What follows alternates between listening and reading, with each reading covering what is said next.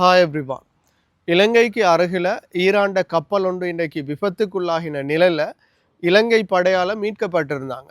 180 பேர் இந்த கப்பல்ல பயணிச்ச நிலையில தான் இலங்கையில இருந்து 40 கிலோமீட்டர் தொலைவில் இந்த கப்பல் அடையாளப்படுத்தப்பட்டு இலங்கை கடற்படையால மீட்கப்பட்டிருந்தாங்க.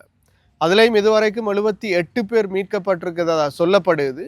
180 பேர் இதில் பயணிச்சிருக்காங்க. இந்த கப்பலை நீர்மூழ்கி கப்பலூடாக, அதுவும் அமெரிக்காட நீர்மூழ்கி கப்பலூடாக தாக்குதலுக்கு உள்ளாகி இருந்த நிலையில தான் இது விபத்துக்குள்ளாகி இருக்கும் என்று சொல்லப்படுது. இந்த நிலையில தான் மீட்பு பணிகள் மேற்கொள்ளப்பட்டு 78 பேர் மீட்கப்பட்டிருந்தாங்க. ஏனையவங்க இதுவரைக்கும் மீட்கப்பட இல்லை அல்லது காணாமல் சென்றிருக்காங்க. இவங்க இந்த யுத்தத்தில் தொடர்பு பட்டவங்களா என்று பார்த்தால் இல்லை. இந்த கப்பல் கடந்த மாதம் இந்தியாவில் நடந்த ஒரு நிகழ்வில் கலந்து கொண்டு விட்டு மீண்டும் வார நிலையில தான் இந்த தாக்குதல் சம்பவம் பதிவாகி இருக்குது. தொடர்ச்சியா ஈரான், இஸ்ரேல், அமெரிக்காவுக்கு இடையில யுத்தம் நடைபெறுகிற நிலையில தான் இந்த தாக்குதல் சம்பவம் பதிவாகி இருக்குது.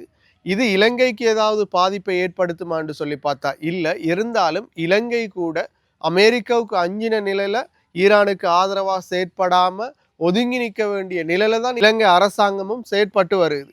அதில் ஒரு செயற்பாடா எதிர்கட்சியோட விமர்சனங்களுக்கு மத்தியில பாராளுமன்றத்திலே மிகப்பெரிய பேசுபொருளாக மாறியிருந்த நிலையில தான் இன்றைக்கு இது மீட்கப்பட்டிருந்தாங்க. அதே போல சீனாவும் ரஷ்யாவும் இணைஞ்சு கூட்டாக ஒரு அறிக்கையை வெளியிட்டு இருந்தாங்க. ஈரானை இஸ்ரேலும் அமெரிக்காவும் இணைஞ்சு தாக்குதல் மேற்கொண்டு அங்கே பல கொலை சம்பவங்களை மேற்கொண்டதோட பல இழப்புகளை ஏற்படுத்தி மிகப்பெரிய யுத்தமாக மாற்றமடைஞ்சு மத்திய கிழக்கிலே மிகப்பெரிய பதட்டத்தை ஏற்படுத்தி இருக்குது இஸ்ரேலும் அமெரிக்காவும். எனவே இந்த செயற்பாடை வன்மையாக கண்டிக்கிறதாகவும், இப்படியான செயற்பாடுல ஒரு நாளும் உலகத்துல சமாதானத்தை ஏற்படுத்த இயலாது, பேச்சுவார்த்தை ஊடாக மட்டும்தான் ஏற்படுத்த இயலும். இந்த செயற்பாடை வன்மையாக கண்டிக்கிறதா சீனாவும் ரஷ்யாவும் கூறியிருக்குது.